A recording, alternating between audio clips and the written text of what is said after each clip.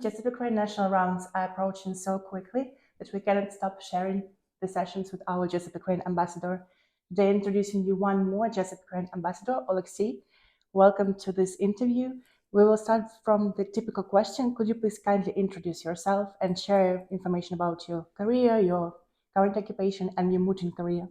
Yeah, hi. Thank you for having me. And as you said, my name is Oleksii Maslov. I'm a Ukrainian lawyer practicing predominantly in international arbitration. I work at Ukrainian law firm AVELLUM. I have quite a diverse moot court experience. I started doing moot courts, I guess, from my third year at the university. I began with investment arbitration moot court at Frankfurt, and then I moved on to Jessup for several years, I guess, both as a participant and then as a coach. And then I also coached several teams on this commercial arbitration moot court and participated as a judge in various other moot courts. Yeah, we are always happy to have you as a judge in this year as well. Coming now to your Jessup journey, I will take you back for a while. So what is the warmest memory that you still keep in your heart from the years when you participate in Jessup? And are you still connected to the people that you met that time with, who were in your team or who were coaches? Yeah, there are actually this. You're correct in saying that you're bringing me back because it was quite some time ago, and I guess I have both good and bad memories, and it's okay because Jessup was quite a big part of my life, I guess, for 3 or 4 years. I guess the warmest memories are from the time when I was coaching a team in 2017-18, and we proceeded to international rounds and had a trip to DC. But it is not the trip itself or the achievement that is the warm memory, but I guess the team spirit and the atmosphere we're able to build in our team, because ultimately all team participants became friends, and it was very important. And it was great to see how such, well, not technical, but still quite academic issues like international law can bring people together and make them real friends. So this was a warm memory. And in terms of keeping in touch, it becomes harder and harder to keep in touch, in the modern world, despite the technologies, or maybe because of the technologies. But I'm actually still a very good, actually best friends with two guys with whom I coached the team then. I do not communicate regularly with the team itself, but I follow them on social media and very proud of their professional achievements. Yeah, that's so true. I can definitely share this point because I coached team in 2020. We're still pretty much connected, but we are growing and the time lapses. You are the member of the team that brought, I would say, the best result to Ukraine based on the preliminary round scoring. You were one of 12 teams who back in that year had all 4 wins in the preliminary rounds, and you ranked 9 based on the scores. So how do you think, what helped your team to get this result? What was this element of success? Well, I don't believe that there is some sort of secret sauce, to win at Jessup. It depends, I guess, on two things. First is preparation, second is luck, more or less. You can decide for yourself which part takes which part and the proportion of the success. But that year we're just very privileged to have good coaches who drilled us intensely and who provided us with a lot of opportunity to train during mock rounds before the competition itself, who were patient and who took us as first year Jessup moot quarters. They were patient with us because we did a lot of mistakes. So yeah, I guess preparation and luck. But in terms of success, for me, yeah, it was a good trip, but it was not like the most successful I felt during Jessup, because once again, I guess the team we coached did better than us. They went further in the rounds, and I guess now I'm more proud of them and their achievement than of our achievement. In part because we took this forward and passed our experience and mentored the team, and they outperformed their teachers, and it is a good feeling when your students outperform you, I guess, for me at least. I think that this position is a great explanation and a great example for all current participants of Jessup competition that please come back, please coach the teams. And yes, this definitely is a great feeling to just see how your people do what you maybe not wasn't able to do, and that's something amazing. Yeah. But now I will spoil this nice vibe of our interview a little bit. Sorry for that in advance, but we can't we can't do it without some bad questions. So you returned back in 2016, and I'm pretty sure that everyone in the national rounds pretty much expected you to win and do it pretty easily, but you lost in the semifinals against, I would say, the underdog team. And this year we have 6 teams. Only one team will raise the Jessup Ukraine Cup, and 2 teams will go to Washington. So several teams will not proceed anywhere further than national rounds. What can you say to these teams? What is the value of losing, if we can say so? Uh, yeah, I would not say that that is a bad question, because of course it felt like a disaster at that time, because losing always feels bad. But you put it at the right angle, because in retrospect, when you lose, it teaches you something, and in retrospect, you can see what mistakes you have made, or you can just understand that sometimes it makes sense to be a little bit more humble in terms of your ambitions, or the way you prepare to something. So I'm not sure what was the cause of us losing that year, and that is not the point. My point, I guess, from that was that despite the losing that year, we went back as coaches next year, and continued to do this, perhaps in a different role, but we did not give up immediately after losing.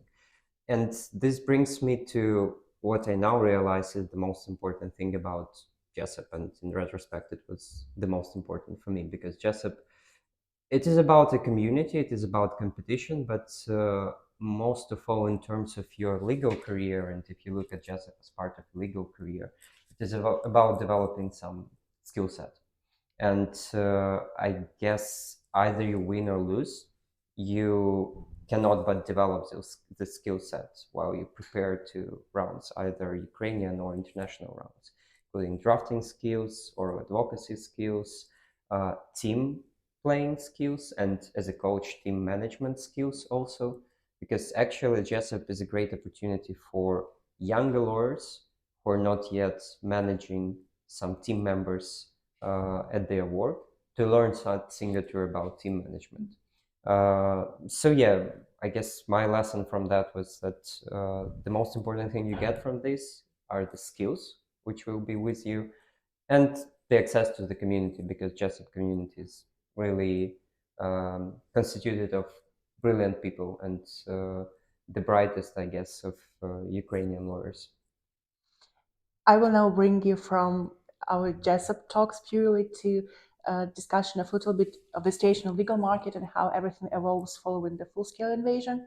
It's pretty obvious that a lot has changed, and the legal market is not the exception. There was still the post-COVID shock in that moment. I think you will tell us better.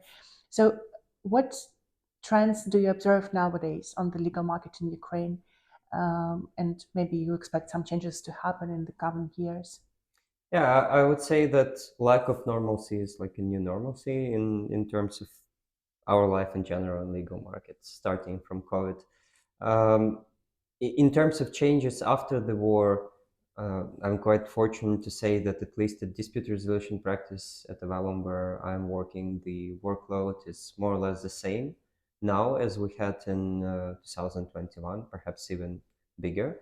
Of course, 2022 was quite a hard year for everyone at the legal markets, and not only on the legal market, it is quite obvious. In terms of trends, I guess like institutional trends for law firms is building resilience, building capacity to cope with future challenges. In terms of practice areas, of course, everyone is discussing the issue of compensating war damages from Russia. And so there are actually some very interesting developments happening right now in the United States and Europe with respect to frozen Russian sovereign assets.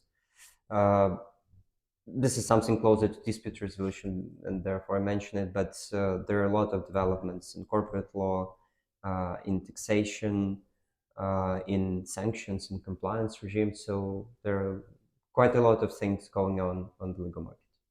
Do you think that now we have the new players on the legal market, the international and non-governmental organizations, which still are part of the talented students that law firms could hunt? Well, yes and no, because in terms of legal markets, I guess it have been for quite some time that law firms are not the only place where bright students and alumni can go. We have had a quite vibrant IT market for some time, which, as you know, attracts many talented and brilliant lawyers. I would say that the bigger problem for the legal market is the outflow of people to other countries rather than redistribution of positions within Ukrainian market. Because as long as you remain in Ukraine, you may be quite flexible and you may migrate between law firm and, for example, non-governmental organization. For instance, if we speak about criminal law, you may for some time work for some non-governmental organization which deals with Russian war crimes, but you still have expertise in criminal law and you have a criminal law career in law firm before you as an option. In terms of moving to other countries, this more often than not requires complying with some formal requirements like bar admission. This is quite a big step to take, and once you take it, I guess many lawyers would not return because they would be building up their practice there. So I guess this is a bigger problem for the market. Do you see the lack of people now on the market, or do you feel like there is still enough good lawyers? Uh, I guess there is, of course, enough good lawyers, but generally, the market is, I guess, better for the employee than for the employer now. It is my personal feeling. Uh, Once again, we're quite fortunate to be more or less fully staffed here, but at least in dispute resolution practice. But when we need to find someone or needed to find someone, it was quite a challenge, I would say. So this is once again an opportunity for younger students, graduates, because yeah, there are quite a lot of positions on legal market now. At least this is my feeling. Continuing with this point about the opportunities for the young students, for the graduates, does your company continue the AVELLUM internship program? And generally, do you offer the same amount of opportunities, or how does it work now for you? Yeah, it worked the same way. So I guess we have few work streams or for a few ways in which we communicate with students and young graduates. Internship is one of them. Also, moot courts is an important component, and we're speaking right now as part of this communication with moot court societies and moot court groups. In terms of internship, yeah, the conditions are pretty much the same despite all the circumstances. Each year gets the number of interns we're admitting increases, and you may follow the social media of AVELLUM, join AVELLUM page, where you can learn about the dates and requirements. But generally, the idea is the same. You apply if you go through several rounds of tests, essays, interviews, and so on and so forth. You get an opportunity to work at AVELLUM for 2 or 3 months in the summer. This is work, not like pushing around some papers. And then you receive a chance to go further as junior attorney, to see how various practices in AVELLUM work, and then end up as a junior associate and continue working at AVELLUM. And quite a lot of people I'm now working with at AVELLUM are alumnus of our internship program. So it is quite successful, and I guess it is a good chance for those who would like to experience law firm and think about getting a law firm career, at least at the start of their career. If I'm not mistaken, the idea of your program is that during the internship period, the intern changes the practices, right? So Yeah. they're not stick to one. So Yeah, there's like helicopter like rotation during the internship itself, because well, 2 or 3 months you get 1 or 2 weeks at the practice. It is not enough to learn all about the practice, but it is enough to get a sense of a practice. And then if you proceed to working at AVELLUM for first year or 9 months or something like that, you keep rotating, but at a slower pace, not like a helicopter. Yeah, and you get an opportunity to work for months and a half, 2 months at each practice. sounds like a great opportunity for those who are interested in everything and just didn't choose yet. Okay, and a very important question also to help the students to understand what to focus on and also to think a little bit about future trends. Which 3 skills can you like highlight among those skills you use every day? And which skills do you expect will be needed in 3-5 years, given that we have the boom of AI and overall technologies nowadays? Well, if I give advice to junior colleagues, I guess the skill set may be quite different, like for higher position and for lower position. But in general, I guess important skills are more or less the same. First, for me, is attention to detail and thoroughness in your work. Second, I guess, is the ability to work under pressure. Um, and this is the matter of perseverance, because if you want to succeed at this job, stress is inevitable, and you have to learn to deal with it without like making this show and decreasing the results of your team in general. And the third one, I guess, is the understanding of business environment. And I guess in Ukraine, at least, the time of like black letter lawyers, very strict, focusing solely on the law, is long gone, if there ever was such time. And you really need to understand how the business of your client works in order to provide the best advice. So yeah, these are the 3 skills that are important for me. In terms of technology, in terms of future trends and how the profession will change, I cannot tell. I generally do not like when lawyers talk about artificial intelligence and ponder whether it will replace lawyers or not, because it's something like if the lawyers were discussing when extraterrestrial life would be found in the outer space. We do not know. Most of the, I guess, guys who should know and work at these companies also seem not to know how it will develop. So we'll just need to see what happens and adapt. But of course, this does not mean that you have to like burrow your hand in the sand and burrow your head in the sand and keep refusing to use new technologies and new trends. You have to be on top of them. But predictions is not my thing. It's just impossible to ignore that something happens, Yeah. but how it will evolve is a good question. Yeah. So the last part of our interview is just a little bit of motivation for people that in just a couple of days will be doing the oral rounds. So what will be your advice as the person having the participant, the coach, and the judge experience, and the judge of the national rounds? Well, I would warn that this would be a little bit scary, especially if it is your first time. There will be a lot of stress, but still try to think about it like in retrospect, how you will recall it in 2, 3, or 4 years. And I guarantee that your memories would mostly be warm, and you would be happy that you did this. So if you're participating, you already have done half the battle.